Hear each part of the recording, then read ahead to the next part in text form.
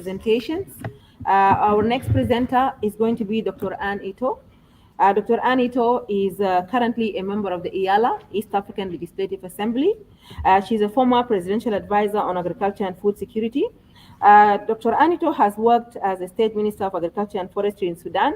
She has taken up a number of portfolios, including working in the SPLM Secretariat, and she's a leading member of SPLM Party, currently working at the National Legislative Assembly as a member of Parliament.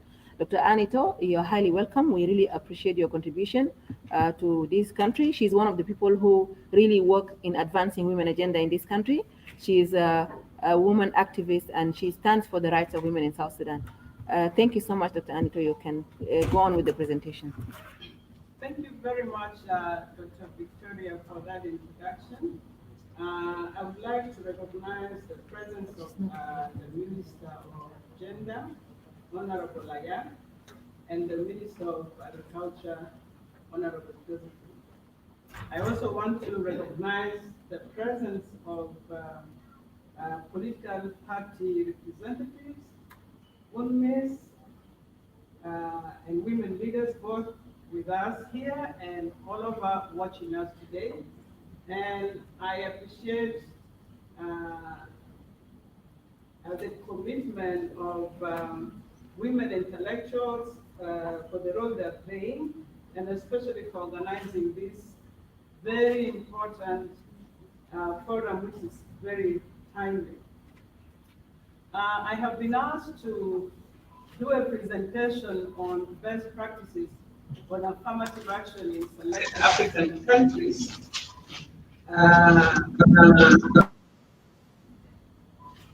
And the structure I have for my presentation is introduction and what is an affirmative action, history of affirmative action, where, when, and how affirmative actions and quotas have been used to increase numbers of women in parliament and in government, lessons learned, and the way forward. I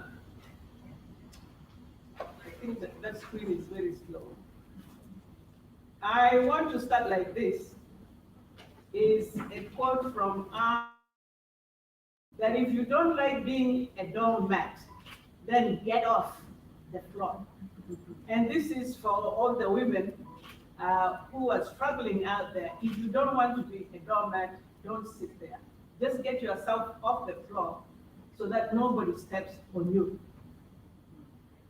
Like everybody else, I want to allude to the fact that women of South Sudan came a long way from the bottom of their societies to where they are today.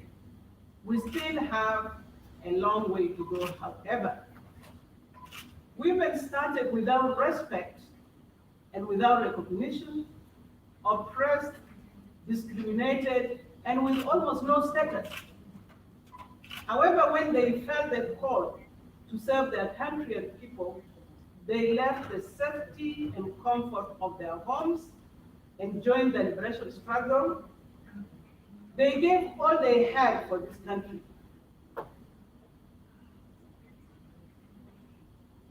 In the past, present, hopefully in the future. Honorable ladies, it is this sense of entitlement, commitment, and love for our country that we ought to continue to inspire ourselves to fight for our space in decision making and contribute to building a country we can all call home, and where we live in dignity and can prosper. I salute all the women of South Sudan for their contribution, and especially those of you who are here. I thank you for standing up and being counted, because it's so important. From the presence of the report on the implementation of the 35% affirmative action for women, it appears like the 35% affirmative action has not been met in the recent appointments. We, however, thank some political parties for trying, and I hope they'll continue to try. I believe this is why we are here today, And we need to take this journey together, as it has been alluded to before, as women of South Sudan, and ensure we get all leaders of this country on board, because we can't do it alone.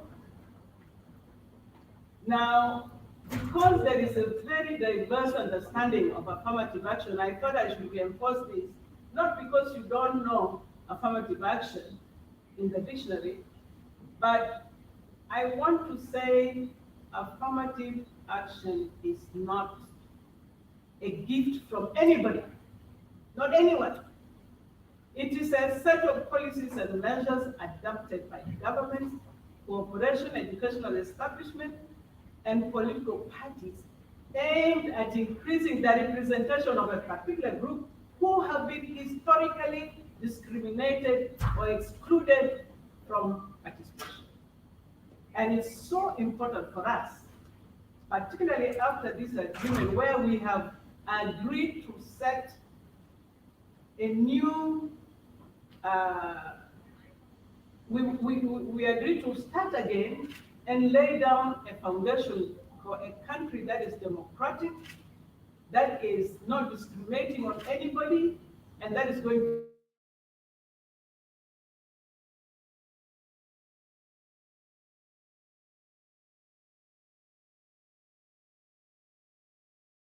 that is trying to address past injustices, and it must correct it. Now, affirmative action and measures can come in many forms. It's not just a number of percentage in government, but it could be targeted recruitment. It could be admission in universities. I remember I joined the staff of University of Juba in 1978. At that time, that university was new, but University of Juba was meant to build the human resources of South Sudan. At that time, we didn't have many graduates. We didn't even have educational institutions where people went to. I had to go to become a refugee in order to be able to go to secondary school, because there were no secondary school where I was. But at that time, University of Juba put aside 70% of admission to South Sudanese themselves. And there are another 15% to other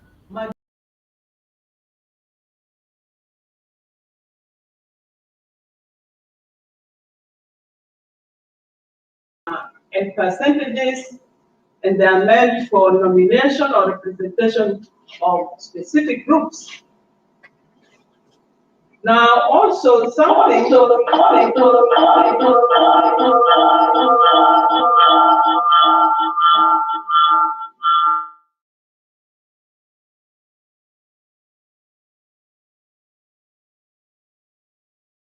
especially I'll talk about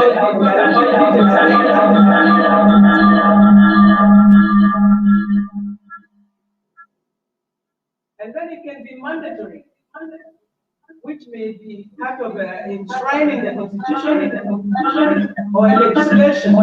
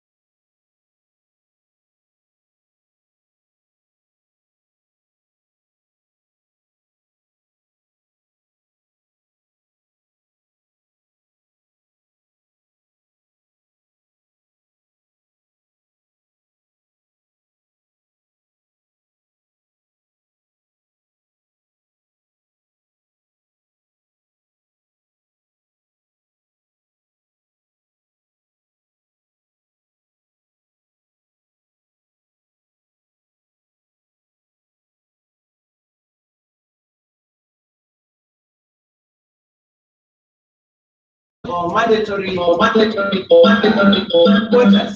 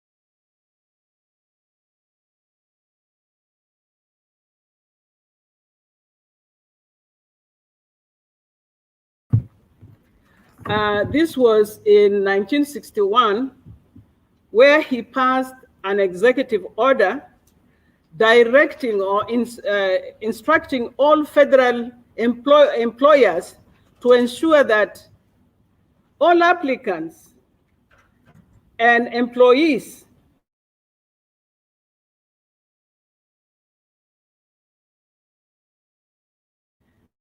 and national origin. This is way back in 61.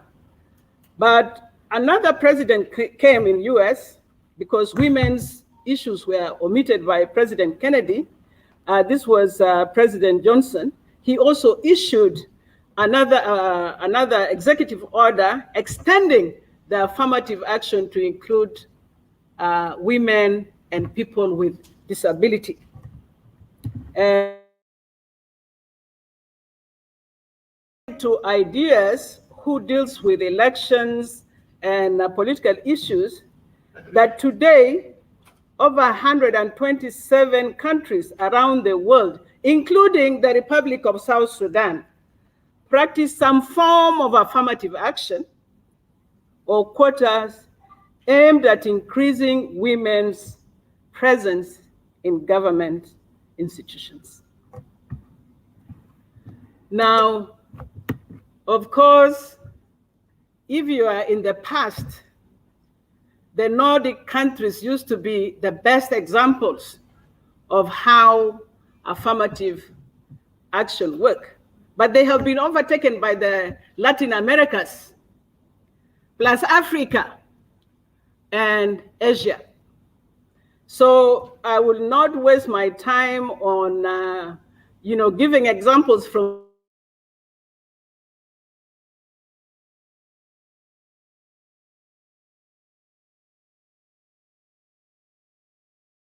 do is bring mainly examples of affirmative action implemented in the African region.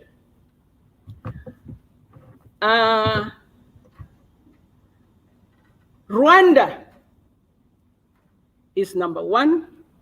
And I think it's very important to us to understand that affirmative action do not work automatically and very quickly.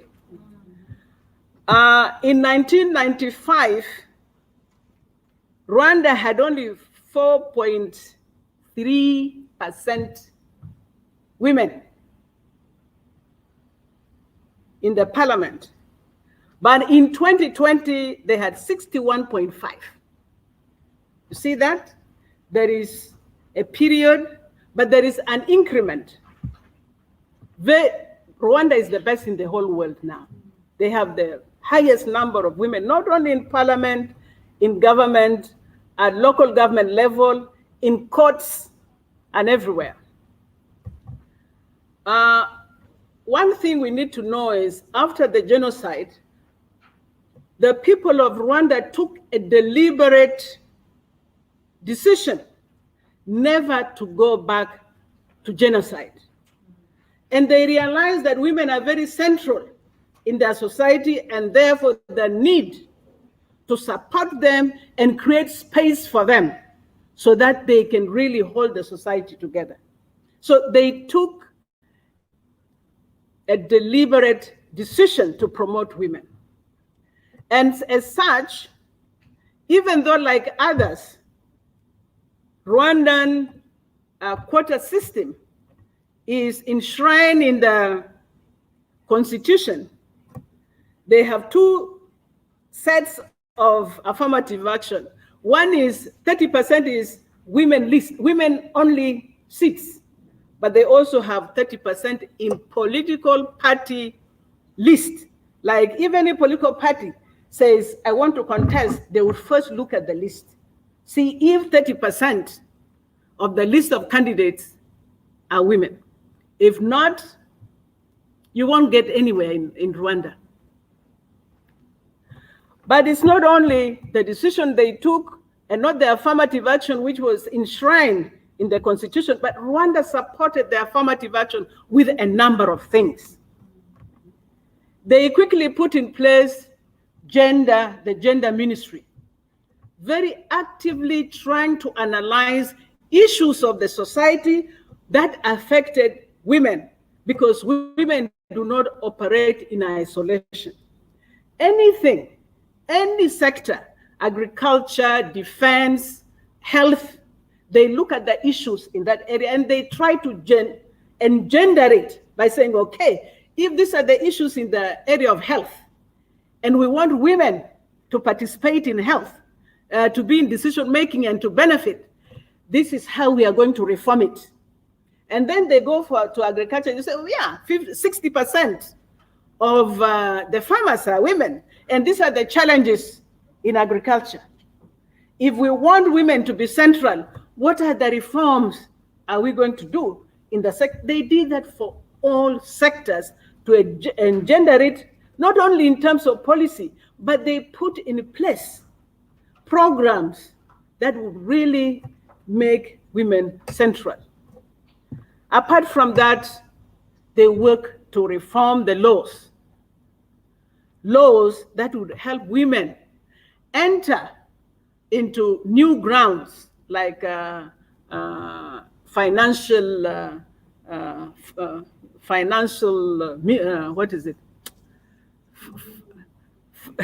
financial institutions, so that they can access finances, because a woman cannot, let me tell you the fact, when in 2010, people came to register to be candidates, you paid a fee.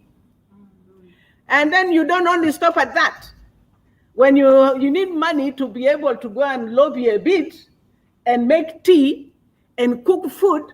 Now, if your women want to become politicians, they have to be able to afford those things. But also, if you are unable to afford that, voters will think you are useless. Why do we vote for somebody who cannot even offer us tea?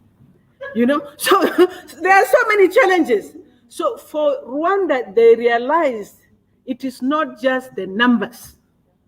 It is really looking at how best women can function in that new area, how they can help women break grounds so that they can function. So they had programs, they had legal reforms, they had institutional reforms, but something that I should also say is this: they profiled women. They gave women the top jobs so that they can be seen as leaders. You cannot put somebody as a deputy. This is what we have specialized in. Even the appointments I've seen, you find commissioner, chair, men, deputy, woman. What? Deputy is woman. Governor, men. Deputy is woman. They have deputized the position of women. As if permanently we have to be deputies of somebody. This is not so in Rwanda. And that's why they registered so much progress, because it's deliberate action, deliberate decision by the leaders. And also, finally, in Rwanda, there is political will. I wonder whether you remember Kagame last year. You know, they also have security checks. They have this this thing that you have to walk through. In a mall, a minister for justice came. He refused to enter there. And this woman was pregnant and was trying to do her job. He pushed her. Unfortunately for him, she fell. The next day, Kagame say out. First of all, you don't touch our women. 2, you are the Minister of Justice. 3, what makes you think you are not like others, that you don't go through that thing? Out. He was shown the door the following day. This is the level of respect there. But also in Rwanda, the Minister of Foreign Affairs, they give them the speaker. They give them jobs that is dignified, but also is a symbol of power, not just service, a symbol of power. So that is, I think, an example worth, I cannot say all, but this is something. If you want to know more, Rwanda is not very far. It's just 3 hours and you'll be in Rwanda. You can invite them. The next is South Africa. By the way, also, I wanted you to know, Rwanda took this decision after conflict. Their countries coming out of conflict. The same thing is true with South Africa, the next best country. South Africa came out of that conflict of this apartheid regime where none of them was in government, but the women, Comrade Mary, the women there were very strong. They made sure they placed themselves in the party leadership. But then they didn't work alone. They mobilized the civil society and other political parties to support them in their fight to get women placed in important positions. They work with other political parties. They mobilized them. They stood with them. So this thing of saying, let each political party try their own, sometimes doesn't work. Sometimes you have to team up to create that necessary pressure. Because if you say the same, she says the same, you know, those political parties would say, let me fit in. Otherwise, I will lose. So this thing standing together also makes a lot of, it's beneficial based on the role played by the African National Congress women in South Africa. In South Africa, it is a voluntary quota. South Africa decided, African National Congress decided that their women contributed and the best thing they can do is promote them, not to sit on them. So initially they started with 30%, but now it is 50-50. And if you look here, in 1995, South Africa had only 25%, but now it's 46.5% representation. Basically, for them, the reforms are there, but they also showcase the successes of women. There was, when I visited South Africa, the Minister of Defense was a woman, The Minister of Foreign Affairs was a woman. The Minister of Justice was a woman. And there are so many other big portfolios that the women held, just to send a message to everybody else. We are not just playing around with what we say. We mean it, because the women are capable. If we don't get to that point of showcasing the successes and the capabilities of women, we always give them duties, or something that the men don't want is thrown at you, we will always be rejects. Something that nobody wants, it's given to a woman. Something that they think is dignified, they keep it to themselves. And these are things, things succeeded in those countries because of the decision that they've taken to showcase the successes of women. But also, South Africa comes from a regional bloc called SADC. SADC actually adopted an affirmative action of 30% for women, and the governments in that regional bloc have to comply with the 30%. So, though of course they started with 30, they increased to 40, now it is 50-50, but also you see, regional bloc, the peer pressure actually also help to get countries to compete, but also move forward regionally. We have Namibia. Namibia also have 40% voluntary quota. This was a decision by SWAPO, a liberation movement. They fought. They decided the society must be different and that the women must participate in that new agenda, in that new democracy. And so there was political will, and also Namibia is a SADC country. Namibia started with 18.1% in 1995. Today they are 42.7. I just want to say there is, in all of them, there is increase, not walking backwards. There is an increase, even if it takes some time, there is progressive increase in the participation of women in government. Mozambique also is the same. They came out of war, and it is Frelimo, political party.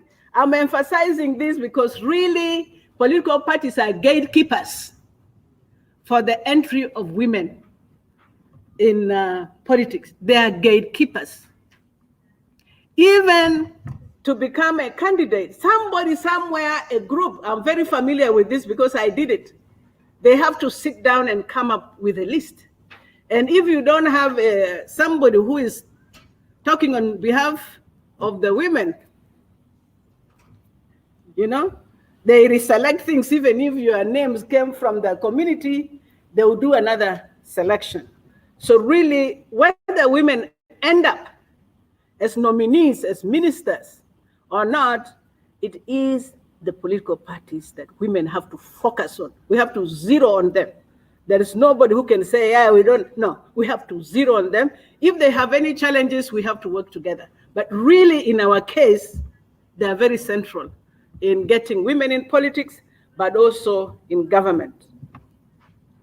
Uganda is another one. Uganda started in 1995, 3%. Today, they have 30%.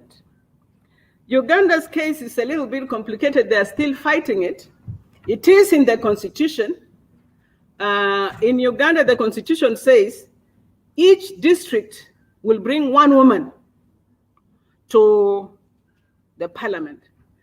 But the electoral committee that select the women are mostly men.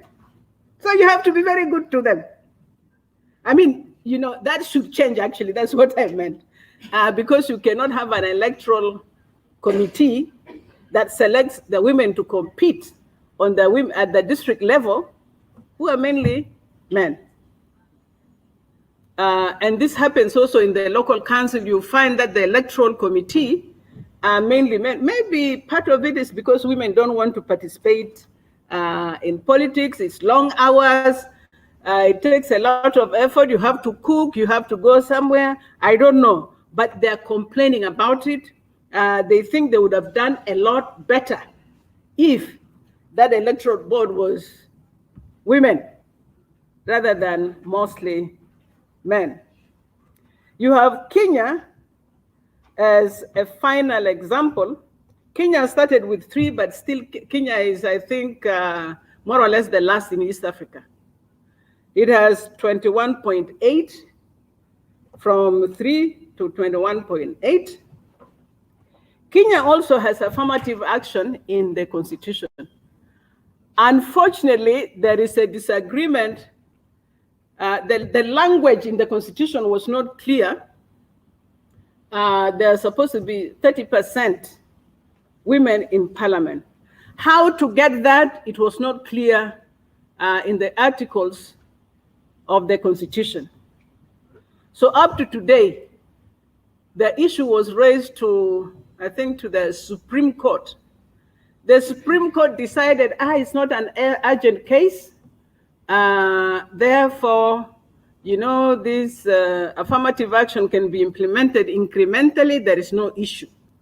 But the actual, the constitution says women have, but how to get it is not clear. Whether it's the political party's responsibility, whether it is not clear. So also, sometimes when your laws are not clear and you give it to people like my sisters here, they would interpret it like the way they want.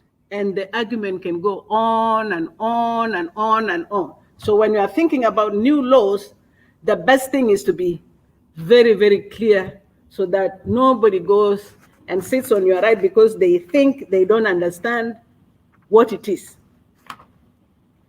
Now I'm giving a few of those, just to get you to understand that I'm now going to the lessons learned. Quotas are very important. They pave way for gender parity.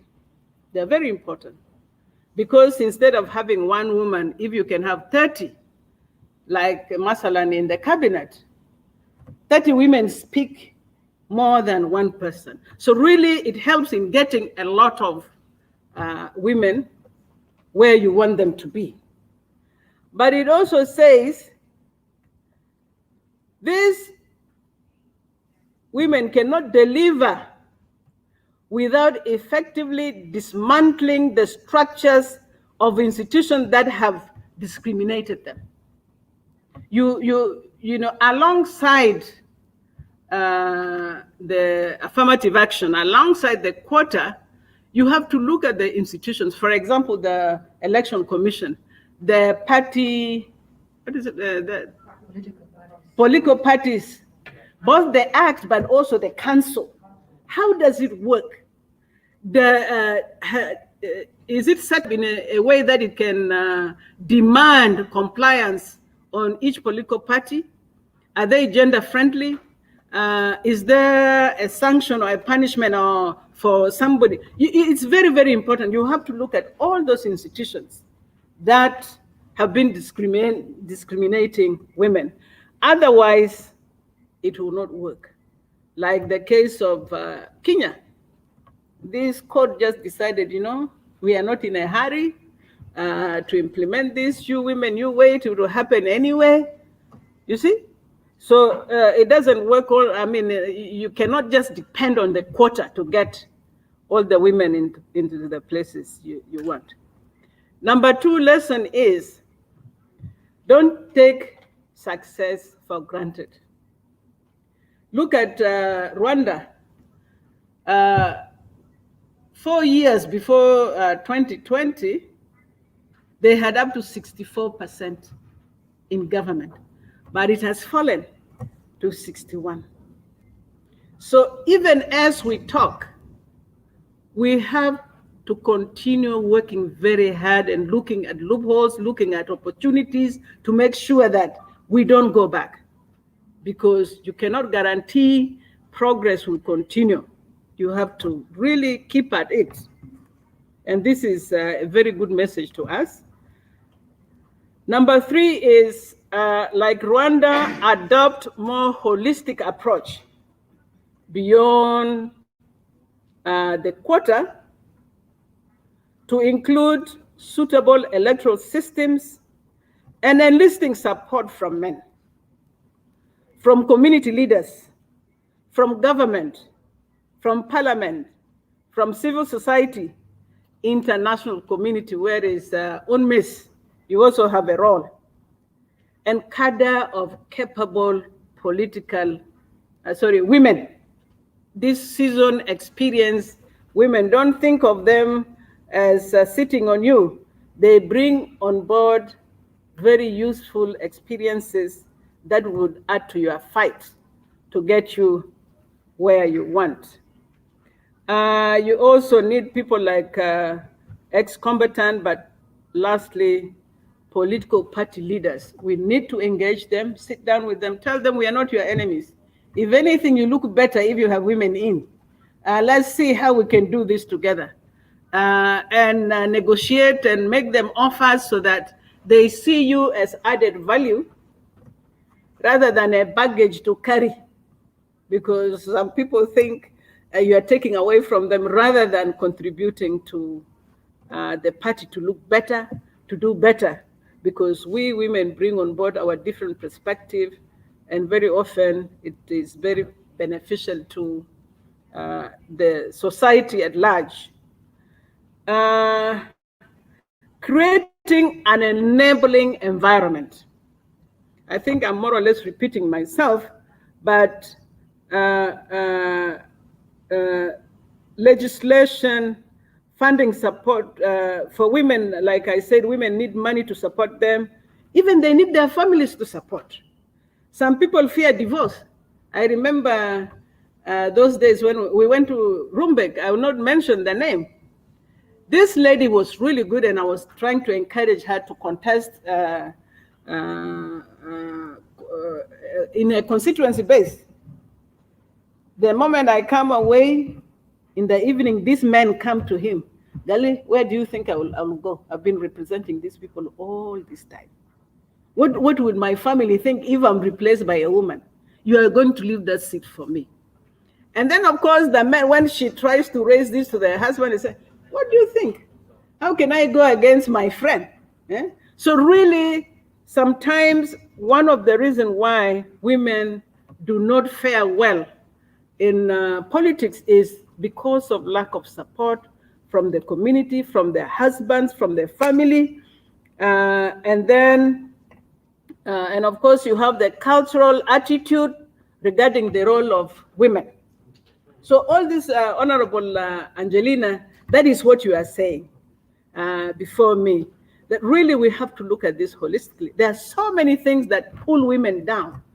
And some of these things can be addressed through policies from the Ministry of Gender and our institutions.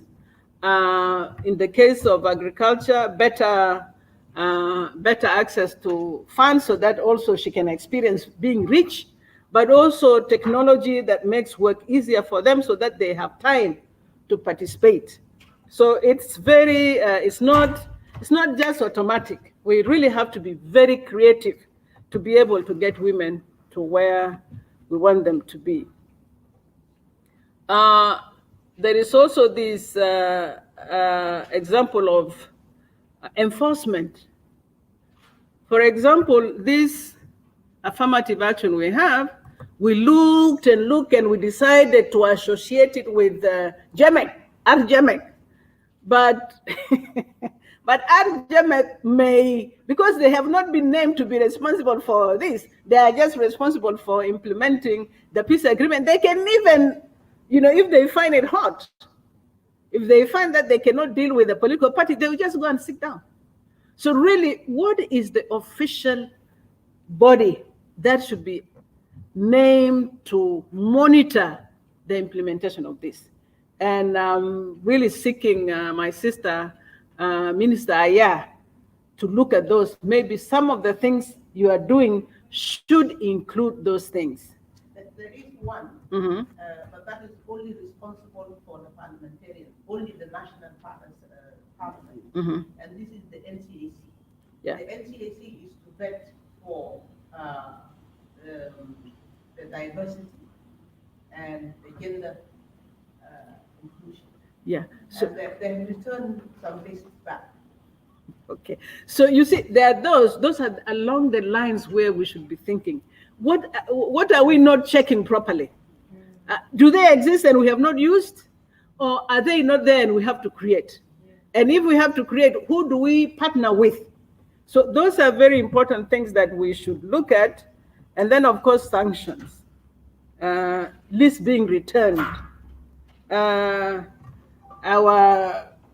president may not feel like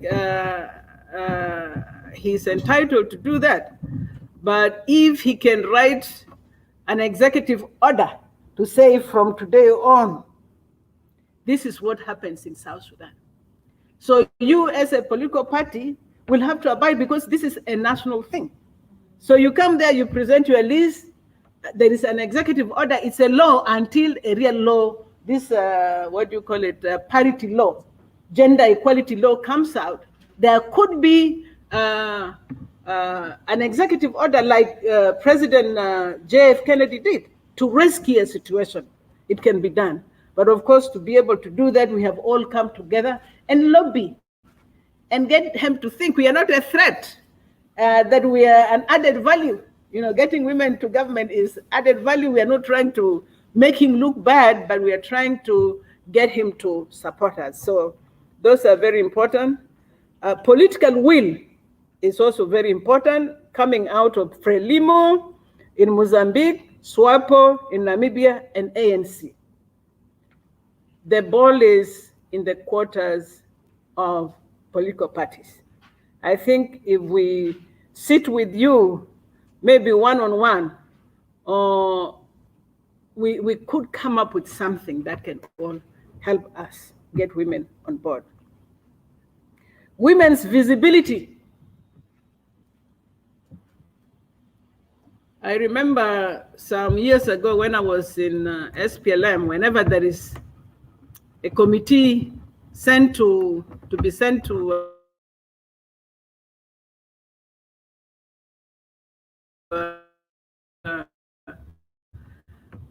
resolve some problem at the state level, I'll make sure that out of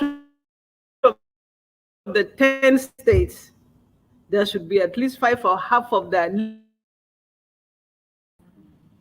They should be seen as solving problems, national problems, county problems, state problems. Otherwise, why would anybody trust them if you don't test them, if you don't show to others that this is a leader and we trust them? That has to come, and that is also political party. In the way you even place women as ministers, as commissioners, you know, those positions matter. If you're just going to end up putting a woman somewhere where nobody will pay attention, she'll be lost. She'll be very lost. Use of media is also very important. Most media, if anything, they are silent. But if they want, I remember one occasion, you know, this podium, we had a big SPLM meeting. My nail, the polish was worn out.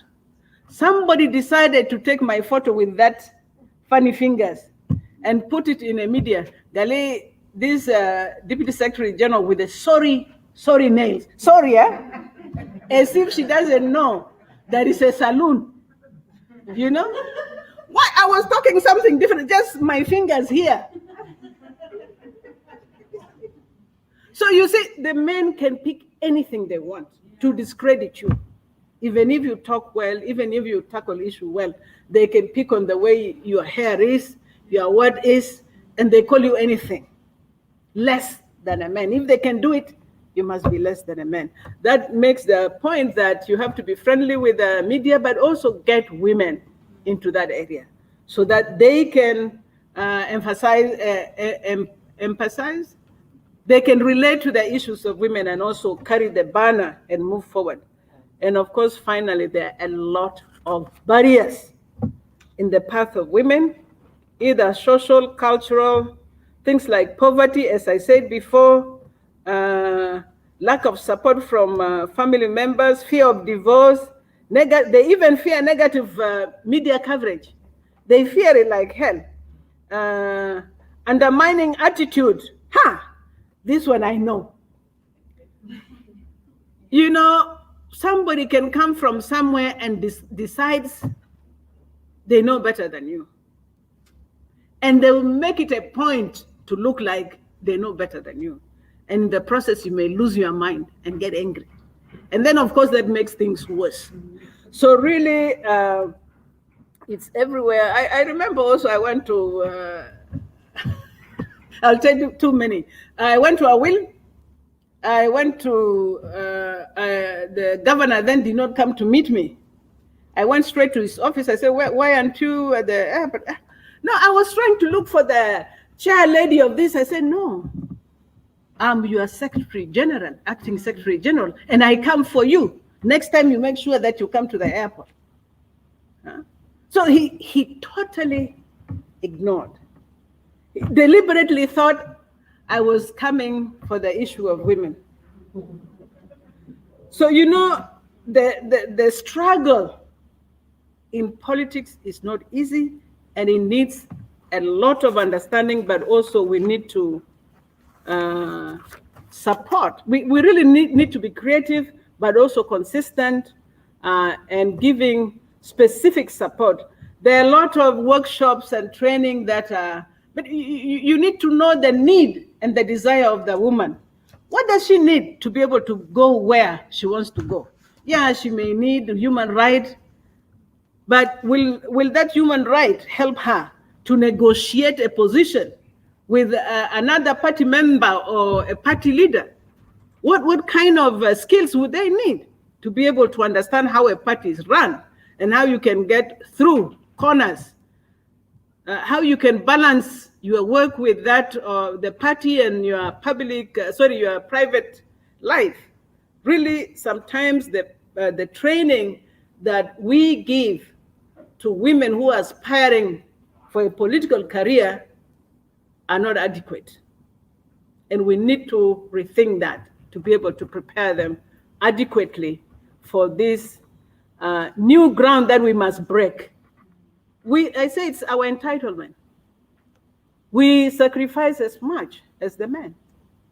And we are citizens, for God's sake. So we really need to do better. Way forward, we have seen that the exclusion of women in decision-making continues, but also the attitude towards women political leadership is continuing. It's like we don't belong there. Because of that, gender quotas are not enough. I will now quickly say which area where we need to pay attention. The institutions. We really need to look at the institutions. Institutions where the barriers occur, like the political party, like government institutions, including electoral bodies, and other institutions that are supposed to create access for women. Institutions are very important. It's up to us to now sit down and think which are these key institutions we should study and change it so that it is conducive and supportive to women. The second area is the processes, political processes. The selection of candidates. I started with money, being able to facilitate yourself, and then knowledge, enough knowledge as to what normally happens when nominations are taking place. We also need to look at the documents, the documents of each political parties that deals with the procedure. Is there is there transparency? Is there objectivity?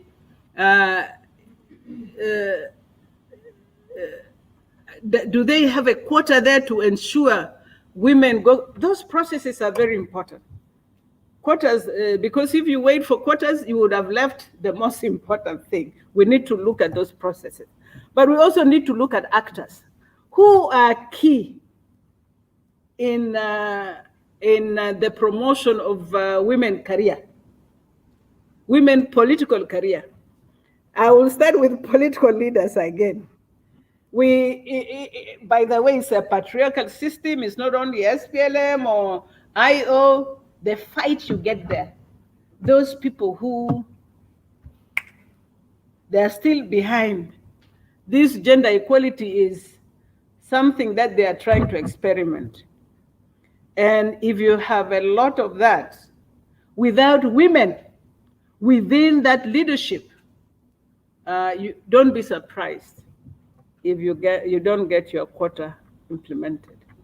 But you also have voters. In future, you're not just going to be nominated. You've got to be elected. And you're going to be elected by voters. Voters are used to men as leaders. Voters can be biased by men. Voters, if you don't give them anything, they will think, why should I vote for them? So we really need to do voters education to make sure that they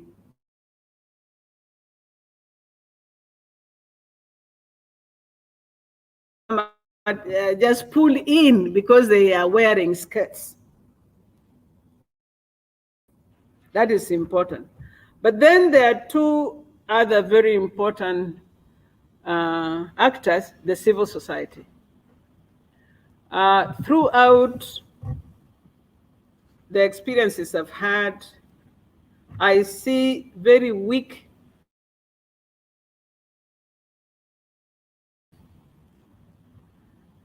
political parties and the civil society. That gap needs to be narrowed down because elsewhere, like in Rwanda and other places, the training of women who are aspiring to have a political career, some of them are trained by civil society because this is their interest. There are so many things that you can do to encourage women, even lobbying, and even removing these biases in our society to accept and support women leaders. Most of the campaign and mobilization are done by civil society groups. So we need to understand that synergy that comes out of better understanding. I think this is where I will refer back to Honorable Angelina's suggestion that the women of South Sudan will need to come out with priorities. It can be 2, it can be 3, that this year alone will focus on this and we divide responsibilities. Those in government focus on this, those in political parties focus on this, and you, civil society, do this, and for the men, will assign this responsibility. If we don't come up with the priorities, South Sudan has more than 100 priorities, and you will not know where to put your money and your effort. So I think, Honorable Angeline, I do agree with you. If all the women and all the different political parties can come together and agree, this is our priority, irrespective of which political party. You are right, each one will try to get the party to do this, but if they see us as working together, they will be more motivated to act than when they see it as coming from, and then they see you not even working together on anything.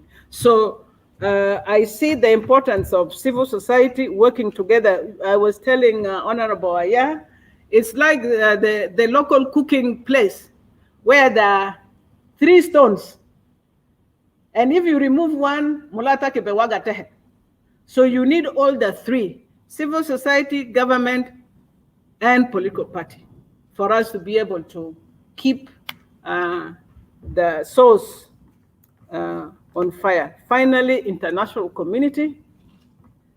In Rwanda, they've done a lot of work, especially analysis, undertaking studies and bringing it back to women. Oh, this is what we found. That way you can help draw your priorities and which area requires more work.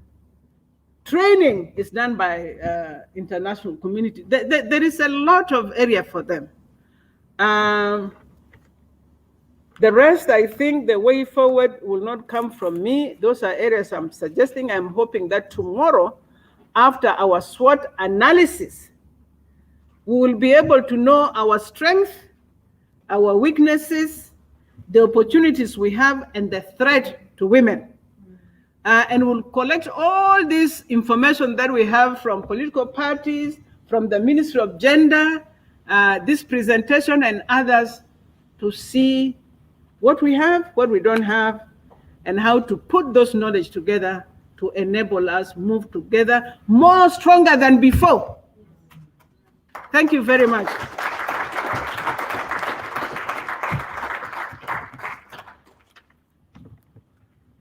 Thank you, Honorable Dr. Anito. Honorable Dr. Ann has touched on best practices in the implementation of the affirmative action, citing countries in Africa that have done a good job. One thing that came out and stood up clear is the political will.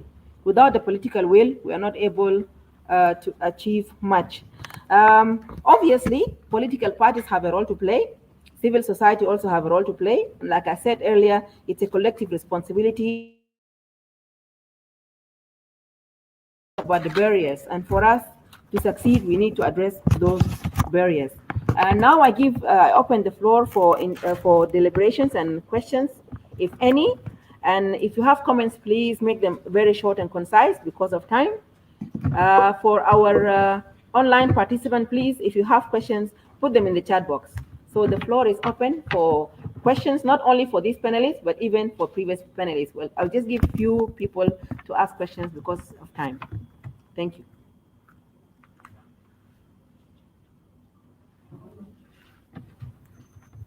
We have 15 minutes for questions and answers. Our sister from Women with Disability, yes. If the interpreter can come to the podium.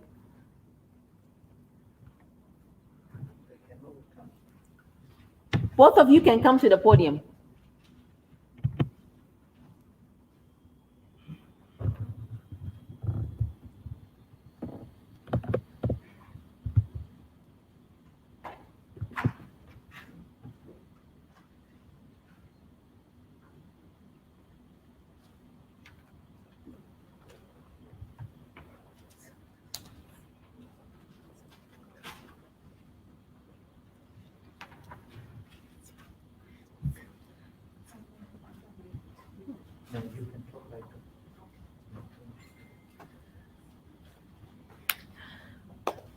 Good evening, everyone. I respect all of you who are here. Be loud. You don't get me? Yeah. Be close to the microphone. For those who are online. Well, those who are online, they come be loud. So. The only comment I have, it's about 35%. Truly, I want to say, all of you, thank you so much. All women, thank you so much for really having this advocacy here. That 5%,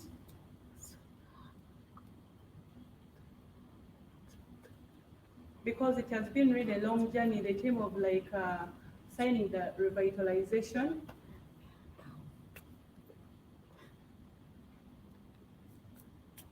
And really, before, women with disabilities were not included by then. And when she has seen this topic about women Leadership Forum on Political Participation.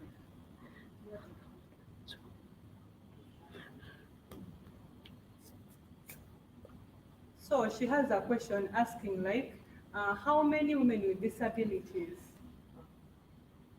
How many women with disabilities in the what in government to be participated there? Because really all of you are non-disabled, but women with disabilities are not included there. All of you, your body is good, your body is well, but tomorrow you don't know what will happen. You may become also disabled. So this is the time for us at least to think about disabled people too.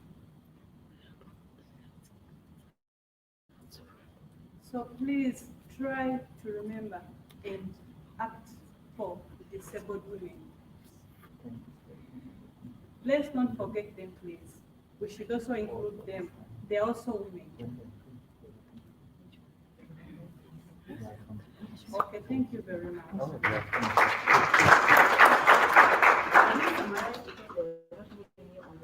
Okay, now you can talk.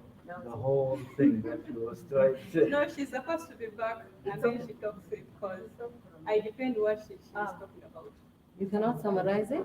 You cannot summarize what you have You can translated. summarize it. This is summary. Good evening, everyone. How are you? Okay, she was like talking about that she's like saying women with disabilities, they are not included in participating as in leadership. She's only seeing only women who are able, they are the ones participating. So she's like, women with disabilities are also supposed to act, also to have some space in the what? In the women leadership.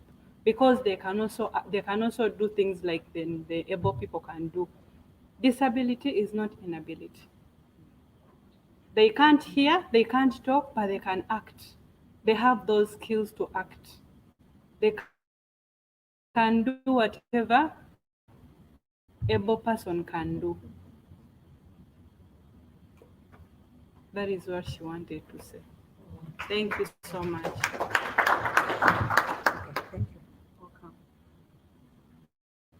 Thank you so much for the interpreting. I'll give an opportunity to Honorable Rose. Honorable Rose is a former Minister of Gender in former Central Equatoria State, Jubek State, sorry. And after that, I'll look into the screen because there are some questions on the.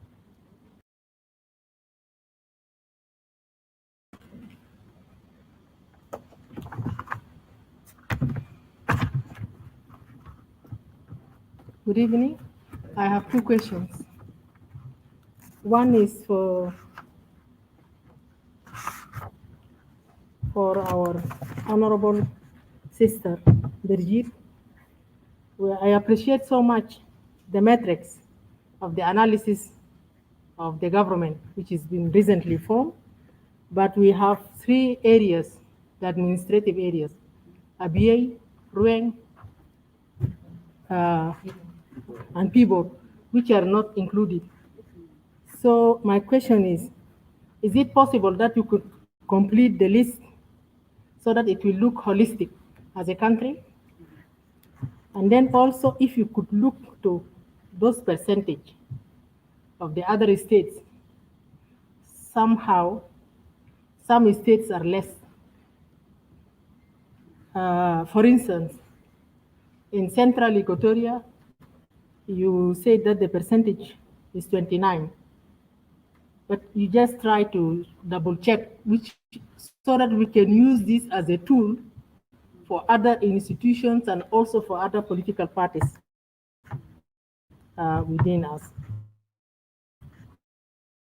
And you, in a legal perspective, help the women in the political party to support the process of the implementations in the other places which are not yet completed, like in the parliament, like in other institutions which are not yet been completed. How can you just help them so that we could make this? And thank you.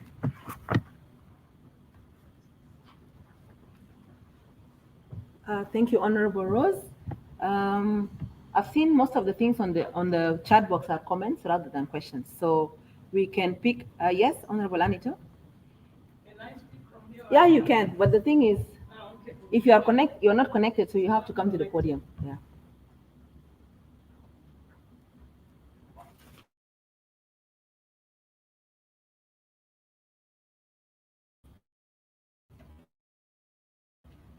Thank you very much for the opportunity.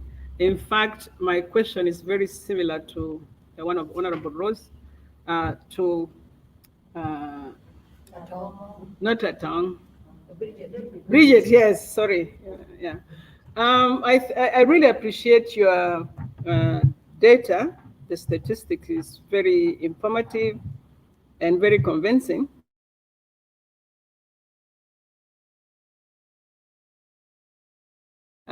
The fact that women are given positions like deputies, because that can be an attitude that we need to measure. Of all these percentages, how many, because you are counting women, you are not saying where have they been placed. Are they placed as deputies, or are they placed in non-sovereign ministries? Because you have Ministry of Production, which is also good, Ministry of Services, but also you have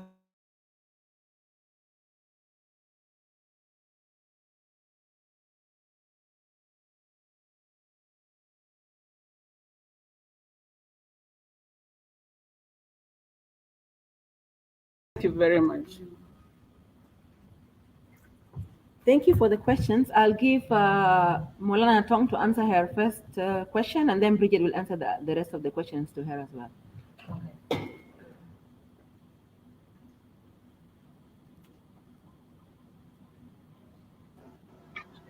Okay, the question is about how, as women lawyers,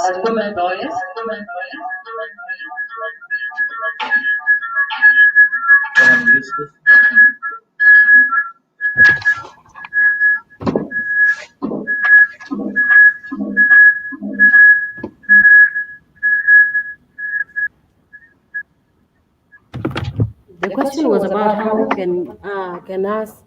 can women lawyers help and support the women in political parties and parliament, or let me say in government in general. I have pledged our help as women lawyers, and as I said earlier, on behalf of women lawyers, because I am here representing women lawyers, we are ready to challenge some of these decisions that have been taken. We are ready to help the women in political parties if they thought of suing. If you are thinking of suing, we can help you offer that legal service to you. It is not possible for us to just stand up alone and go and do it on behalf. There must be someone doing that for them. So, and as for the women in the parliament, we are always ready to give advices whenever they are in need of this advice. Uh, Going to the parliament is not a problem. We can easily be going, but then they say, is the sick person that goes to the doctor seeking for medication. So we will wish if women in political parties, women in parliament, women in other positions would be looking for women lawyers or advocates to come and seek advices on what is next or what step can they take in order to reach certain decisions on what they want to do. So this will be my advice. But as women lawyers, we are very ready to render our support. Will you charge fees? No, we will do it. We will do it as for free. We will do it for free as part of yeah.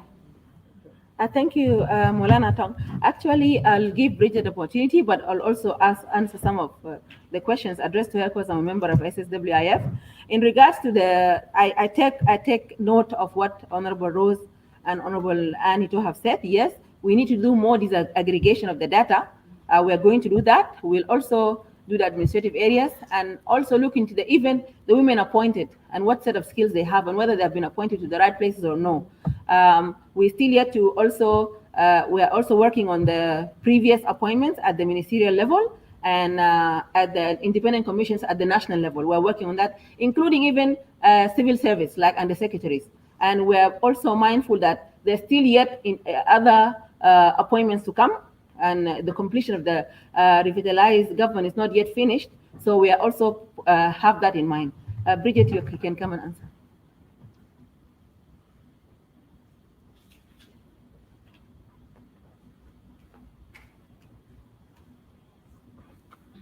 Thank you very much for this opportunity once again given to me. I would like to repeat the name I love most.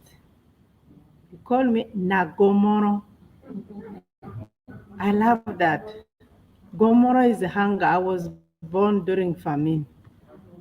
Thank you so much. But Bridget, I don't object it. You can still call that one. Okay, thank you so much for your questions. There are few, and she has tried to say something about it. First, I would like to apologize to my special ladies over there, the ladies with disability. I'm sorry, according to our statistics, we did not include you in. Now that you have given us a very strong comment, I think this is a serious matter. We are going to include you in whatever we have to do because you are exactly part of us and you have, as you have mentioned, can do what you can like any other person. Please apologize for that.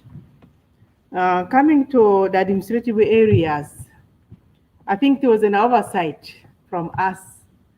We only looked closely and quickly to the 10 states, but an oversight we don't take consideration for the administrative areas. That does not mean now that you have reminded us, we cannot go back and do it. We will be able to do it and come up as long as we shall be having interaction with one another quite often. As Dr. Annie Ito has mentioned, this the beginning. It has been a long way back, but now we need to add more effort and work together jointly. And collective effort is always very powerful. So we will be able to do that and give you the feedback. Thank you so much for reminding us, and sorry for the oversight. Yes, we shall improve on the statistics. What I know as I was reading and I've gone through is the position given to women. I know in Western Equatoria, two ladies have been given the position of county commissioners. And some people challenge that being a commissioner is a male job because it is too masculine. We are speaking out of experience, but women are there who can do it. We cannot just sideline them and say it is a masculine job. So we give credit, at least two female county commissioners are there in Western Equatorial State. And across all the 10 states, I think there are ministers, female ministers, four from Western Equatoria, Greater Baragazal, and so on. I think those are real positions that can give power to a lady to stand in her ministry and do something. But governorship, as I read it, I think, I'm not very clear whether she's a deputy or she's a governor in one of the states, but we need real governor, female governors. Among the 10 states, at least 4 would have been female governors. Like Honorable Anito mentioned, a female governor stands in front of the people, shows that is the power given and the respect to her. Not only to deputize the governor, no. So I am so much impressed and touched by all the examples she has given. If we can take that into consideration, that will really help us in this country. But I'm again very grateful we are taking a step forward. When we look back as she talked, it wasn't so the way we are today. At least we are moving a little bit forward, though with a navy step, but that's how it is. We will get there one day, one time, but not far or soon the better. Those are the areas I think I can mention quickly that the women have assumed in this current formation of the government. But we hope the National Assembly, which we are still waiting for, and the State Assembly, please kindly, as I talk to the key people here, I humble myself that many women should come on board at the National Assembly and the State Assembly. Thank you very much. Thank you, Nogomoro. I just want to make some clarifications. We normally receive the list of appointees from time to time, and sometimes there is a bit of a delay in the reception of the appointees, like the one of Eastern Equatoria, the latest one we have received, the one of Upper Nile State took us, we really struggled to get it because normally they're not posted on social media easily, and that's why we delayed with them. We have not received any list of the 3 administrative areas as of yet, and that's why they're not included in the analysis. In fact, some are not even completed yet. In regards to the governors, we have 1 governor of Western Bahar Ghazal State, Honorable Sarah Kleto, and there are 3 deputy governors, which is an achievement, actually a milestone that we all need to acknowledge. Also, in SPLM political parties, there are a number of state secretaries, SPLM state secretaries, first time, and that's also a milestone that all of us need to acknowledge. We will be updating South Sudan Women Intellectual Forum. We have a website that we'll share with all the members here that you can log in at any time, and those information will be posted on the website. Thank you. If there are no more questions, okay, the young girls, come in, please.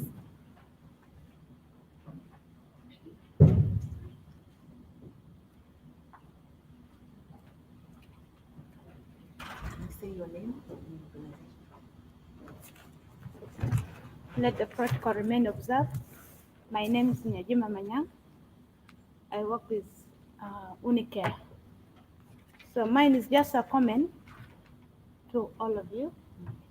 Yeah, I'm glad that I see you speaking here, but other ladies, all young ladies would love to see you. So I request you people, you make small groups and visit those people underground or in other places. Train them. When they see you speaking like this, they will have courage to speak. And that's when they will lead like the way you do. Thank you so much. Thank you so much, Nyajima. And that's why we want young people like you to come to these kind of forums to learn from our learned leaders who are here. So thank you so much, all the young girls in this room who have joined us in this important forum. This is where you learn and you get to know and network with our leaders. Sometimes not easy to get some of them, and having access to them is not easy. So interacting with them in this kind of forum is also very important. Thank you so much. I'll give the last chance to one of our young girls as well before we wind up the session.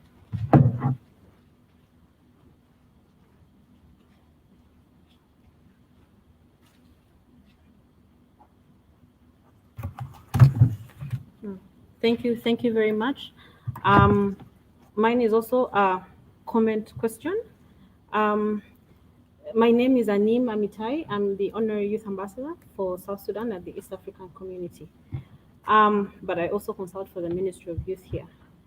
I don't know if this question, I think it was something that the Minister of Defense touched upon. And I think Honorable Anito on how finance, especially for women, financial inclusion is sort of affecting their life, and especially those who are into the political career. As we know very well, in Africa and also in South Sudan, politics is a very capital intensive sort of endeavor. And I wonder what type of strategy that we have, especially in the run up to the elections, because we are seeing already there are violations in this appointment situation. But in the run up to elections, women who are running for offices will need to have money, because while they don't respect, while maybe the male counterparts might not respect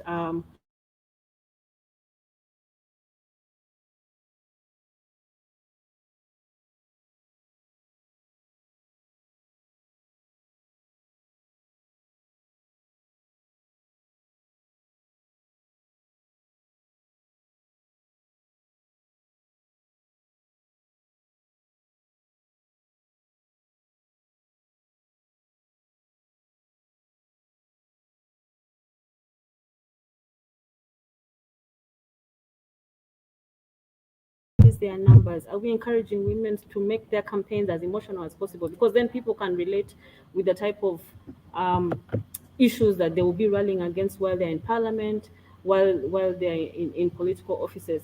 So I just thought maybe these are key things while we're talking about prioritizing things that we need to be focusing on. Financial inclusion is very, very important, especially for our women political actors. And this is something we cannot take for granted right now. Together with Honorable Anne, we were part of the election observer mission for the ESC, and we saw how the women politicians there were running to the Republic of Uganda. Like, the battle was very fierce, it was dirty, but the women who had money, nobody was messing with them, you know. They were equally fighting, they were equally able to mobilize people, to hold rallies, to do this type of thing. So, and I think this is really important for us. And beyond that, maybe creative and practical strategies. Yes, we've been having capacity building. Yes, we've been doing that. Maybe now we need to focus on areas where we're helping women to print out their banners, for example, and pushing that money from capacity building to financially enabling them. I think these are my key comments in the run-up to the elections. Thank you so much for those comments. One of the threats that's facing women, and I will deliberate on it tomorrow in the SWOT analysis and come up with modalities of how to support women to, get into public office. I think we are done with this session. Thank you so much for the panelists and those who have asked questions. Now I'm going to ask my colleague Ayana Chol to take us through the next two presentations and panel discussion. Thank you so much for listening.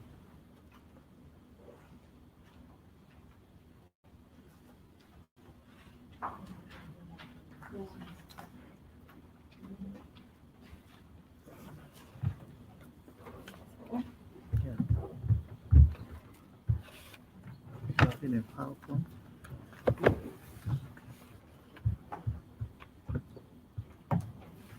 So good afternoon. My name is Ayana Choldeng. So I'll be helping you moderate the next panel discussion. The next panel discussion is going to be about the civil society, the role of the civil society in the implementation of the 35% affirmative action. And without much talking, I'm going to get to the point to introduce our two panelists. We have Ms. Lorna Merkajay, civil society activist of Sudimop. She's a women representative at the NCAC, an award-winning human rights defender. And she gave us a small bio, but we're going to give her a little bit more information, a little more background information. She's a graduate from University of Nairobi as a biochemical technologist. She developed a career both in biochemical technology and civil rights. She's also the focal point for the CPJ, Citizens for Peace and Justice, which is a coalition of civil societies, representatives, academics, individuals, and activists from South Sudan. So she also participates in some background work with the IGAD peace process. And she's also doing some work with actually she's been nominated to participate in the South Sudan Constitutional Review. So she should be with us online. And our second panelist is Jacqueline Nisiwo Bayo. She's a Molana. She holds a bachelor's in law and master's of laws in Makerere University in Uganda and Oxford Brookes University of United Kingdom, respectively. Ms. Jacqueline is an experienced international lawyer, an activist in rule of law, a specialist in peace building, and she's based in Juba. She has worked with a number of organizations, including UNDP, and she's also worked with NDI, National Democratic Institute, and the Public International Law and Policy Group, PILPG, at senior management positions. Ms. Jacqueline supported networks of civil society, women leaders, and citizens to participate in governance. She's also a constitutional development and peace process expert, and she's the founder and executive director of the Center for Inclusive Governance. She's also working on gender inclusion, peace building, transitional justice, access to justice, and civil engagement, and supports survivors, and is working on advocacy in South Sudan. So Ms. Jacqueline should be here with us in this plenary. And they're supposed to be online, but they dropped off. They were online earlier. Okay. Like connection issues. All right. So we had these two activists, and we're also supposed to have Edmund Yakandi. So I don't know what will happen from now. We're going to go to the next program. We're just waiting for Esther to log in. Okay. So maybe I can summarize the next panel. To be online. Okay.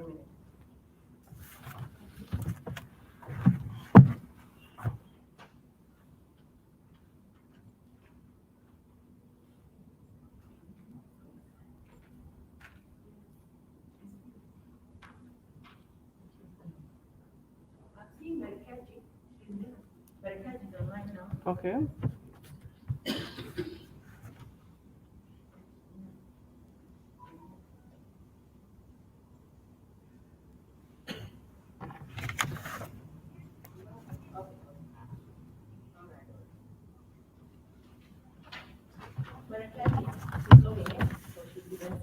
So will they, excuse me? That's enough.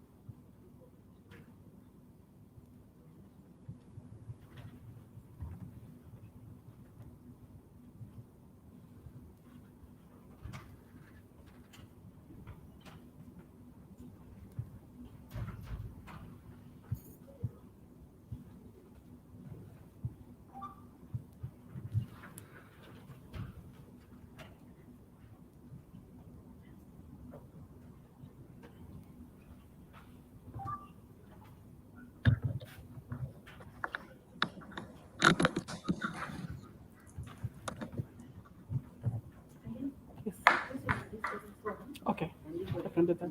Right. Hi, Esther. Hi. How are you? Yes. Hello. So I've just introduced. Hi. I've just introduced the civil society panelists, and Ms. Mary Kate is online with us now. So we're discussing some issues to do with the role of civil society and the implementation of 35%. And also the next panel, we'll likely combine it together because the two of you are here. The next panel discussion is about how can the UN increase implementation of the 35% also. So I'll just give a brief about Esther Soma. Esther Soma is a program specialist. She works for Women, Peace and Security. She provides technical expertise to women's networks and facilitates workshops on reforms to do with the agreements and government issues. She's a researcher and the author of Search for Peace, Women in South Sudan National Peace Processes, 2005 to 2018.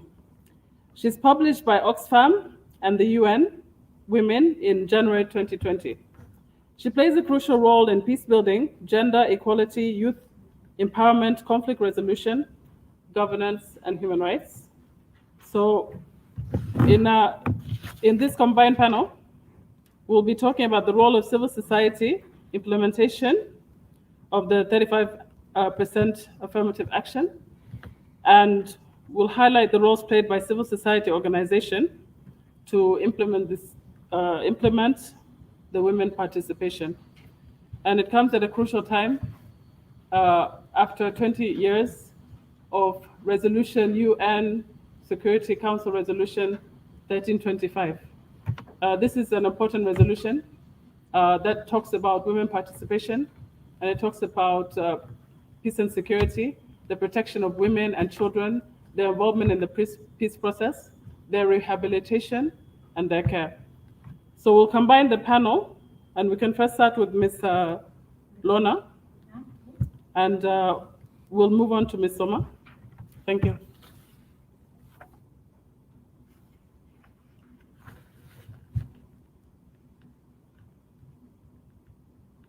Can you hear us? Ms. Lorna?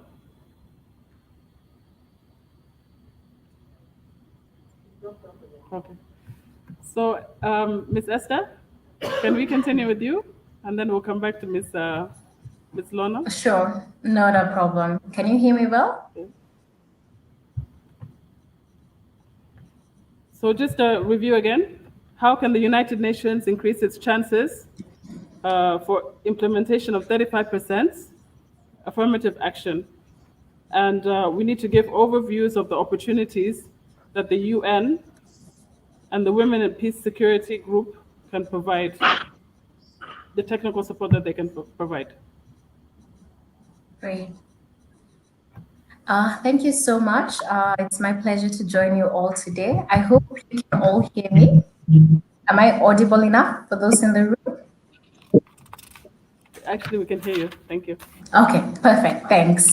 So thank you so much for the introduction. As I was mentioning, as you mentioned, my name is Esther Soma, and I work with UN Women.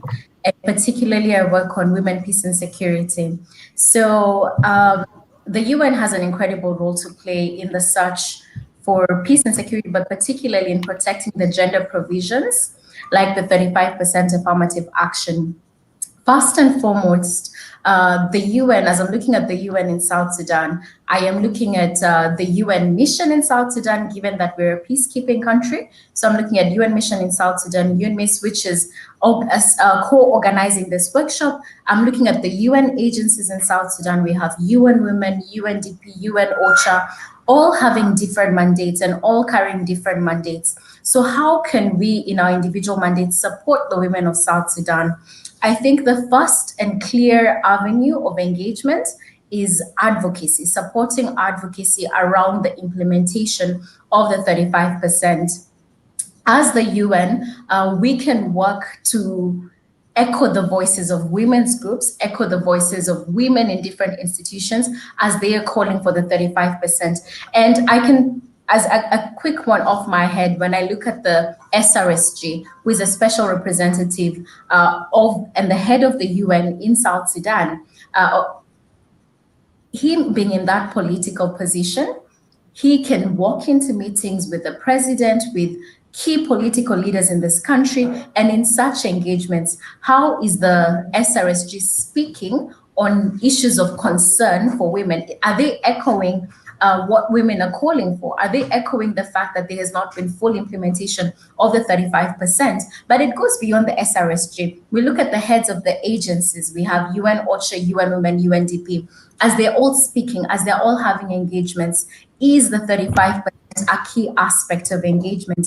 Is calling for its implementation a key aspect of the engagement? So a very clear role of the UN in the search of the 35% is advocacy, high-level advocacy and engagement with women's groups, with women's networks, and with the highest echelons of power in this country.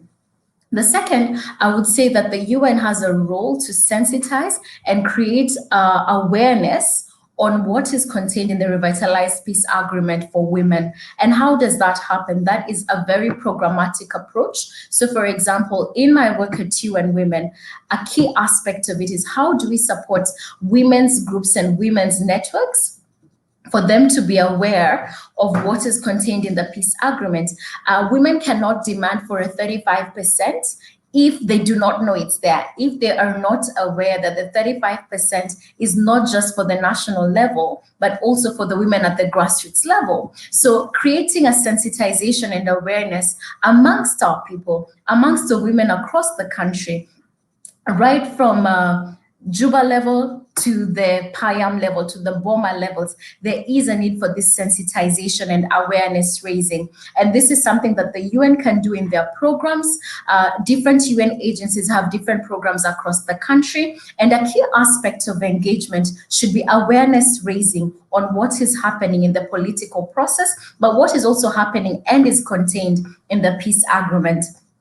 I would also say that another key and critical aspect is funding and support for the peace agreement implementation and to strengthening women's voice in the implementation of the peace agreement. So it's very difficult to move things unless you have the funds to move the policies that you want for. We will not be able to move policies unless there is funding towards it. So the UN should be prioritizing, and different agencies. I can give in my work at UN Women, funding women's networks and women's agencies that are key on pushing for the 35% affirmative action and other gender provisions in the peace agreement is a key part of my work. When I say I work in women, peace and security, the peace agreement is like my Bible in this work. And it's asking myself, how can we ensure that what women are asking for is not left out? What women are asking for is supported. So by mobilizing resources, what does that look like? That looks like late nights writing proposals, submitting proposals, getting funding for these proposals for areas of supporting advocacy around gender provisions, getting the funding, but beyond getting the funding, transferring the funding to women's organizations who are doing incredible work across the country. There are so many women's groups that are doing incredible work. So how can we support them by channeling funds to strengthen their voice in their call for the 35% affirmative action and other gender provisions? Now, one of the things that is also there and is very key is capacity building. As the UN, a key role would be capacity building of the different women stakeholder groups in the country. So how does this look like? This looks like working with women in political parties. What support do they need?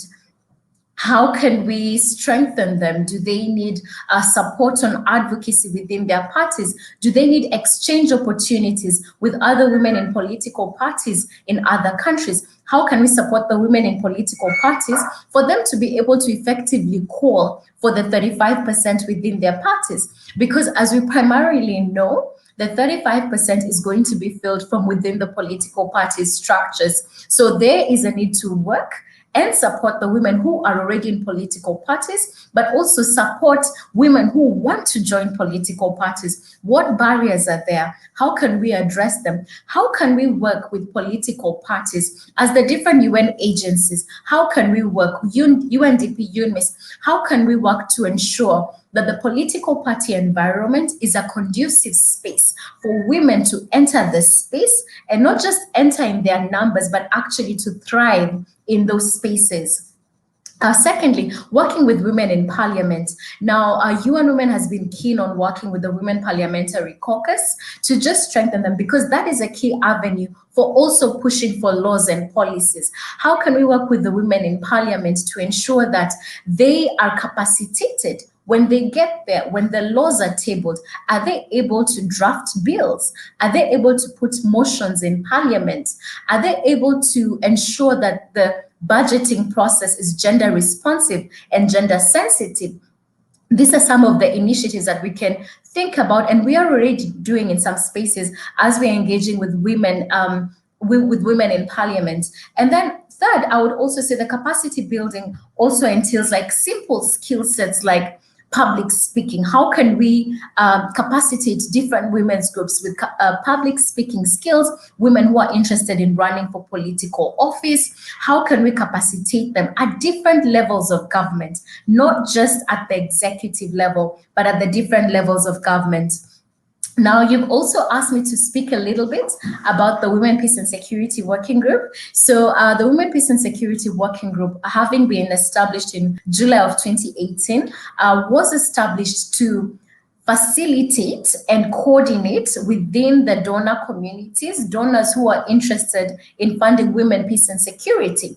And it came about because it was realized that there are so many donors interested in women, peace, and security. There's so much work happening across the country on women, peace, and security, but there is not much coordination and not much targeted advocacy. So UN Women has been the secretariat of the working group since its establishment. I was actually there during the founding of the group back in 2018. And it's been interesting for me to see how the group has grown over the last 3 years now. Now, the first task is sharing of information, coordinating. When you have all the donors who are funding women, peace, and security on the same table, you can discuss issues of women's political participation together. The Women, Peace, and Security Working Group sits representatives from the different institutions. We have representatives from our JMEC, from IGAD, from the AU, you have representatives from the donor community, you have heads of UN agencies, all seated around the same table. Now, this is a powerful avenue that can be used for advocacy around the 35% implementation. Now, over key moments, the Women, Peace, and Security Working Group has issued different statements. I remember last year during the formation of the government, they issued a key statement on the need to honor the 35%, reminding the parties of their commitment.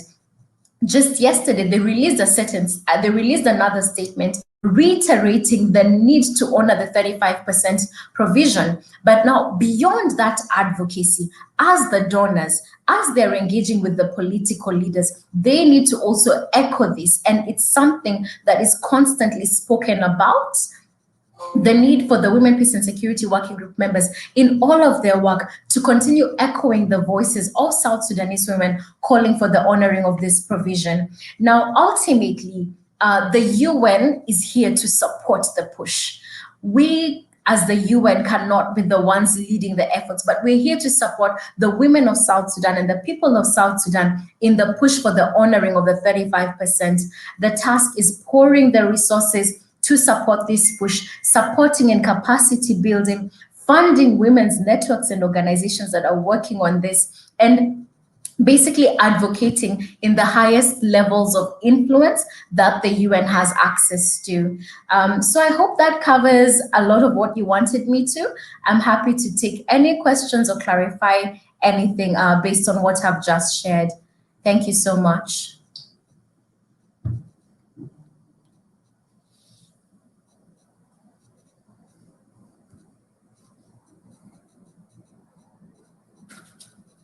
Tao and Nikion D. The questions will pursue at the end.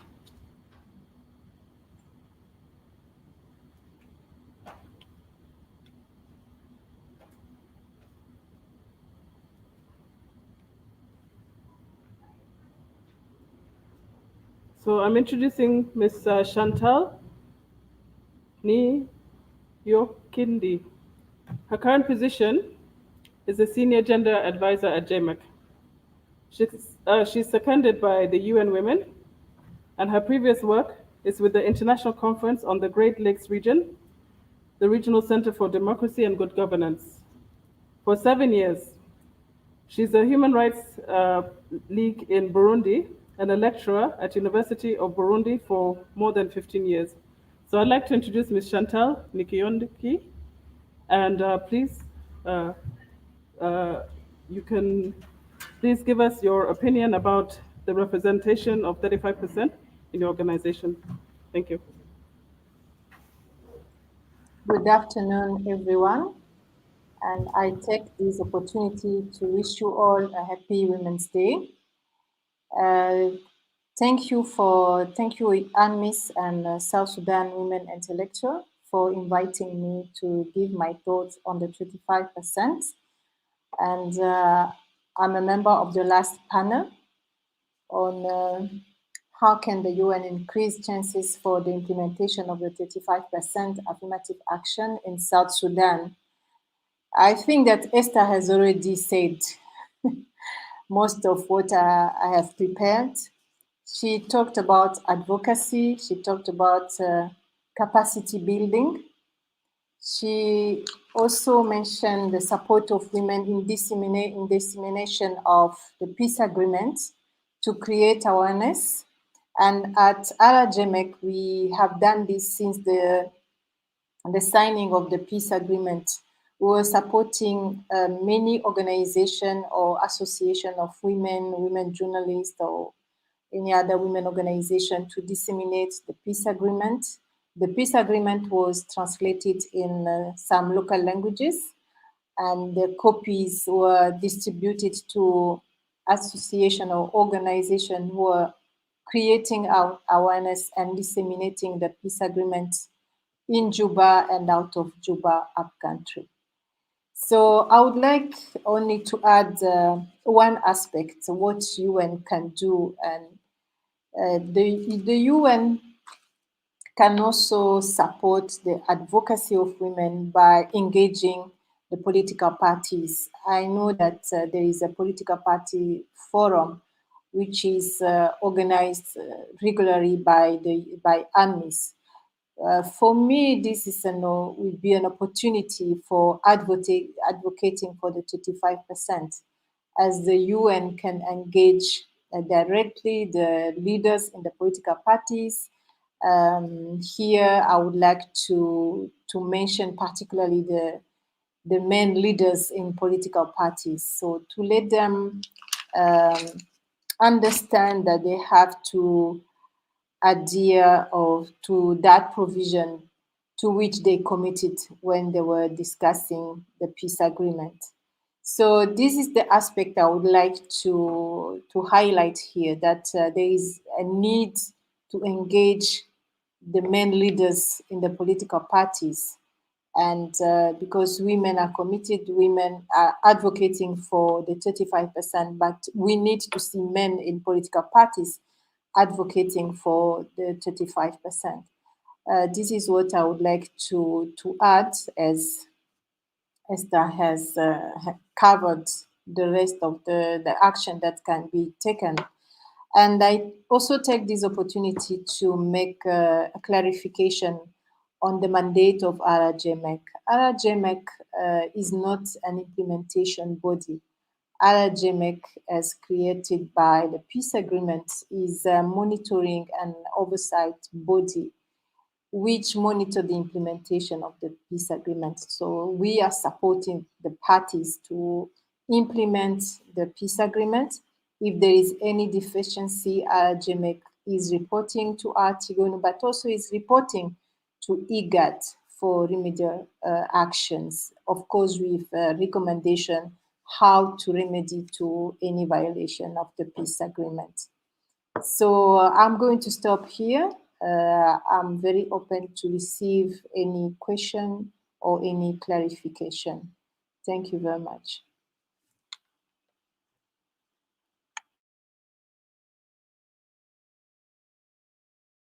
For your statements.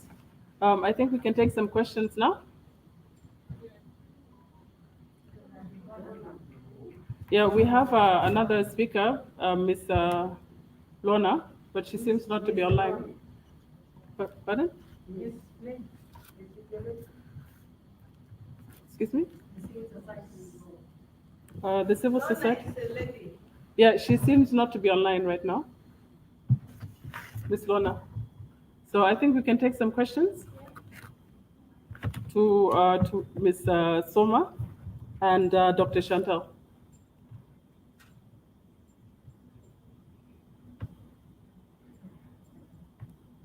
Any questions from the plenary?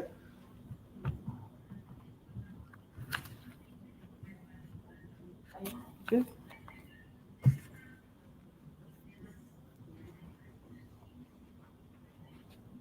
Hi, Esther. Hi.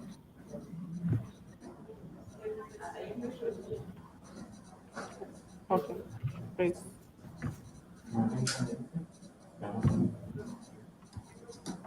Yes, please.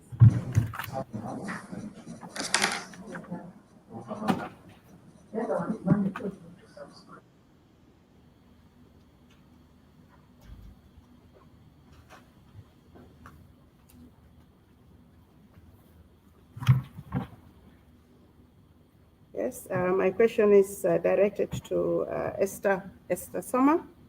Esther, thank you very much for your intervention.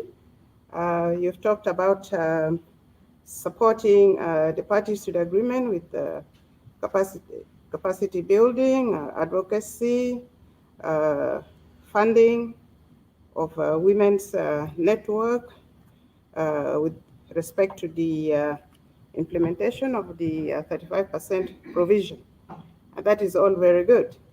However, we are now at a stage where we just left with formation of the transitional legislative assembly at both the national and the state level. Don't you think that your intervention is going to come rather late?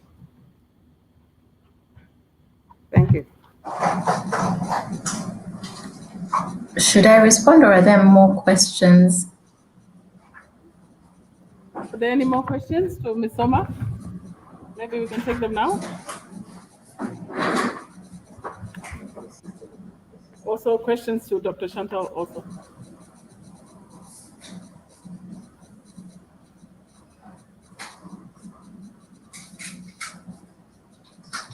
Thank you so much. My name is Faida Grace. I observe the protocol. I work for Central Equatorial State Women Union.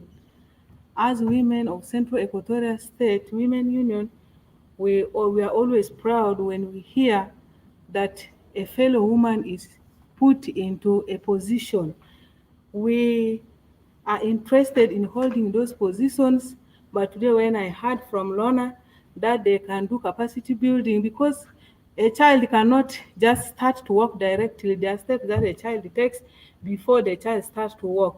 So people like us, we are also interested if people can come to the organization and maybe inform the chair lady to gather the women together in the center. You come, you talk to the women how to become a leader, the qualities of a good leader, then we start to learn from there so that we can cover those positions. So my request is you should get time to at least visit these women centers so that you can talk to us on how to become leaders. Thank you.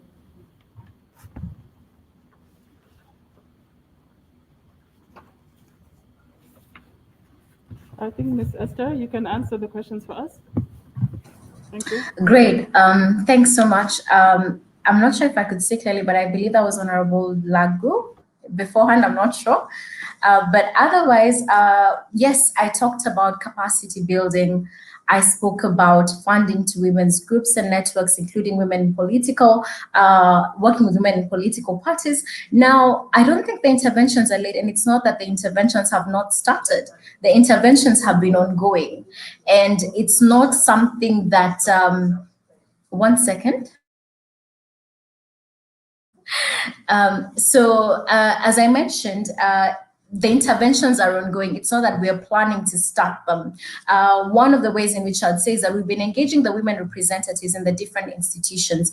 But even I would take us back to September of 2018, when the peace agreement was initially signed.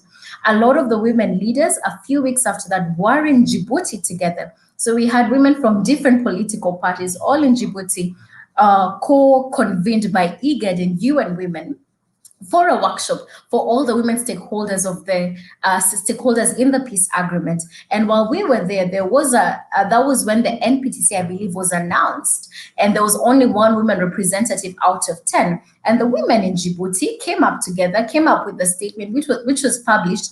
And that's an example of how the UN has been working to co-convene and create spaces where different women groups and women stakeholders can share their views, share their demands, and issue out statements. More recently, I would say in December, just recently in December, we facilitated a strategy meeting on the constitution making process. And one of the key demands from the women during that process was that women should be included in the constitution making process, a 35% minimum. That was an opportunity that we convened and created for women to be able to advocate and say their demands. Now, we cannot speak and take away the voice from the women. What we can do is we can create spaces for this to take place, for the women to come up with their views and share them. We can fund women's organizations that are already doing this. Now, we may not have started working as critically with women in political parties, that is as UN Women, but I'm very much aware that at UNMISS, the women at UNMISS Political Affairs Department, they have been having conversation with women in political parties. So these are interventions that have been ongoing, and these are interventions that will continue. Yes, we are right at the edge of just the formation of the TNLA or the parliaments, but we are very much aware that the peace agreement does not end with the formation of the parliament. There are more processes upcoming. There's still the constitution making process that is upcoming. There is still security sector reform that is ongoing. There are still other peace processes that are taking place.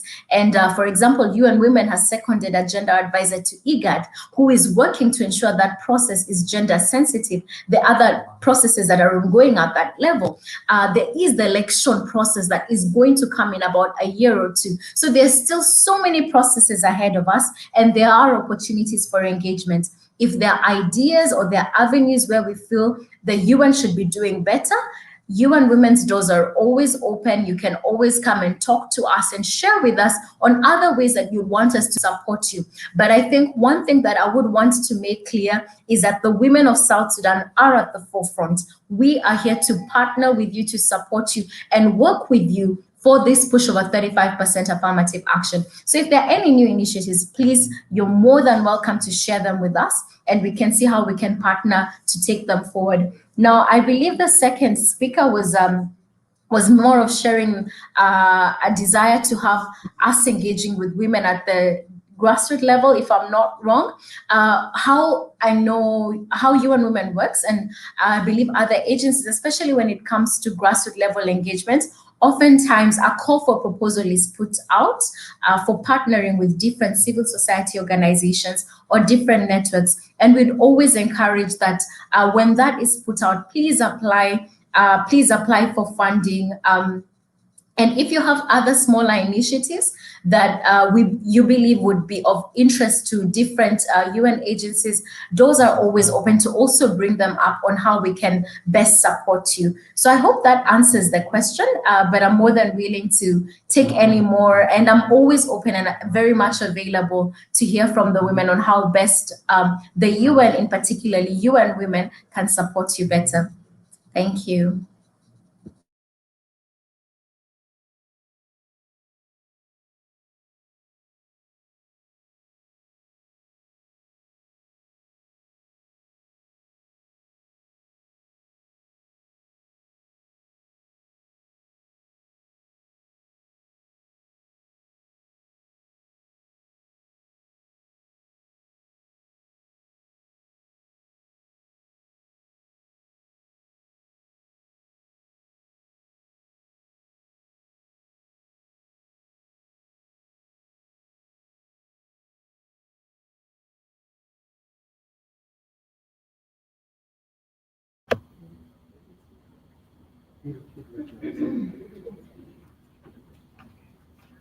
Dr. Chantal, sorry, I think we lost some contact. Sorry for the technical difficulties that we've been having.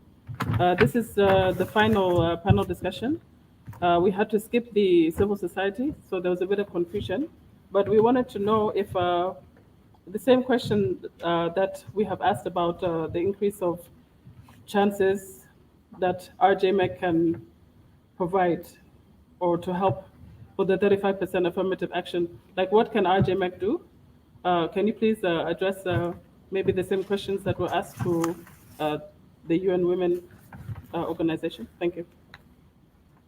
Okay, thank you. From RJMEC, as I said, RJMEC is a monitoring body, it's not an implementing body. And RJMEC, we continue to support the women advocacy, and this jointly with other agencies like UN Women, of course, because being seconded with UN Women, I'm working closely with UN Women. Once we identify any needs in terms of support, we work together. We work with UN Women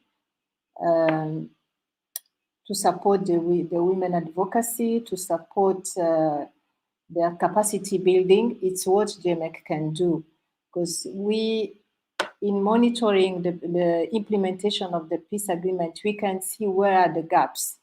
Let's say now we know that we don't have the 35%.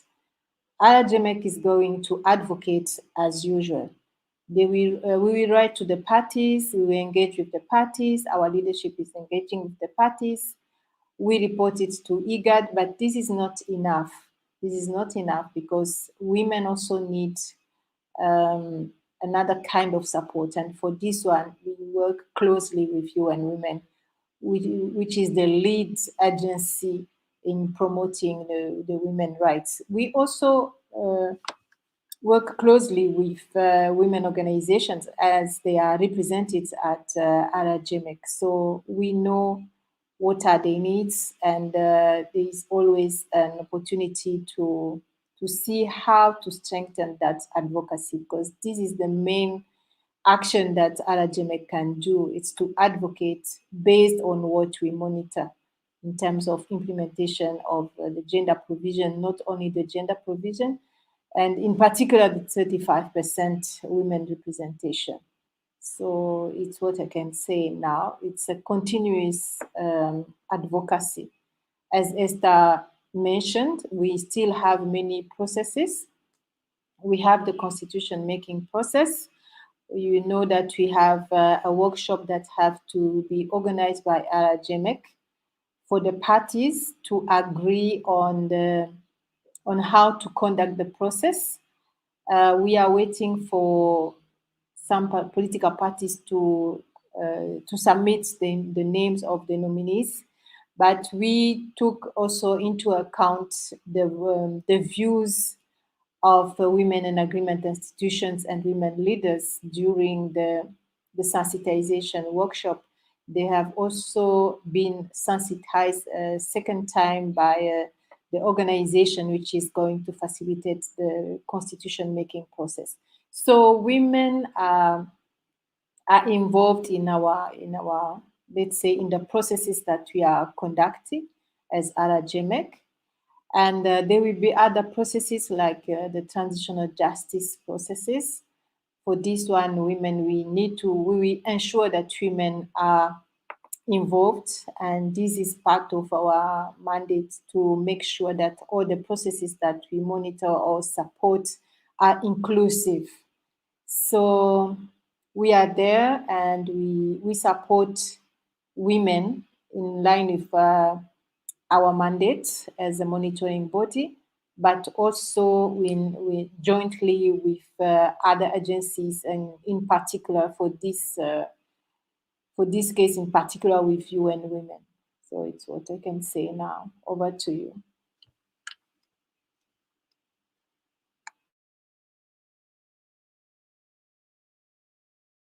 One follow-up question. Hi, Chantel, how are you?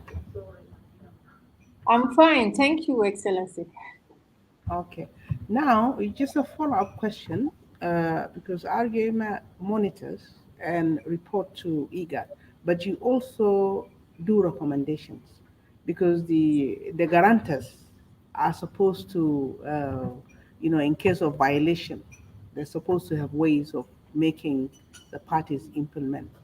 So have you, by any chance, recommended something to, if you like, the monitors and IGAD with regards to the affirmative action 35%, but also the establishment of the Women Fund? Because in Chapter 4, there is a fund that is supposed to be established for women support and so on, plus other aspects of the implementation of the agreement that affects women, because IGAD is really supposed to see to it that this agreement is implemented, and you're supposed to ensure that IGAD kind of acts. Thank you. Thank you, Madam Angelina. If I may respond to you. Since the appointment of the cabinet, Arajemek wrote on not only to the parties to raise the concern that women were not appointed, that the 35% affirmative action was not adhered to by the parties. We also reported to the Council of Ministers, the IGAD Council of Ministers, even to the summit of the heads of states. And the same recommendation of taking into consideration the 35% in the future nominations was stated in our chairperson statement or report. And this was reiterated by the IGAD Council of Ministers and Head of State Summit. So now we will need to see from a legal perspective if there is any, if we have any power of enforcement. And I'm not sure because it's not stated in the peace agreement. But we continue to report on that. We have done it when it comes to the appointment of the governors. And even now, we are in the process of writing to the parties and reminding them of the commitment that they have done in the peace agreement to adhere to the 35% affirmative action, as we still have the TNLA to be reconstituted as well as the Council of States.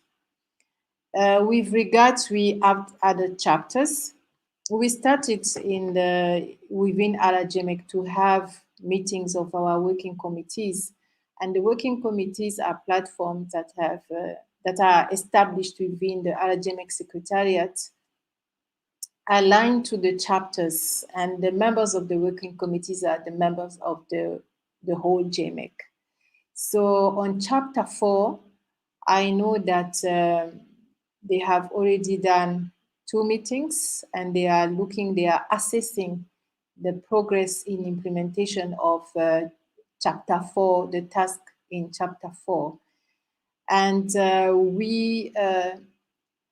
the economic advisor and myself, we are in the process of asking an appointment with the Minister of Gender to know how far the minister has gone in the establishment of these women funds. Yeah, this is the update I can give you on that one. Thank you.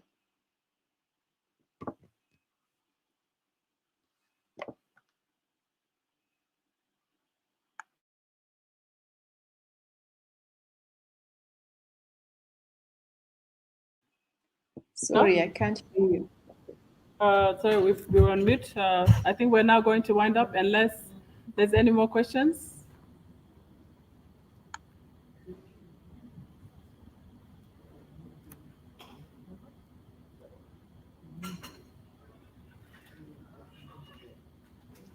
So I think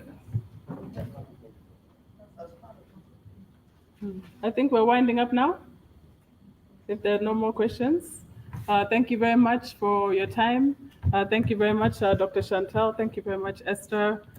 And we really appreciate your patience with all the technical difficulties. So we're winding up for the evening. This is the last session. Tomorrow, it will be more of the SWOT analysis, the way forward. We'll start at 9 o'clock tomorrow. Thank you for your participation. It's now we can have tea. You're welcome. Thank you. Thank you. Thank you for having us. Esther, how are you? I'm okay. I think we're online.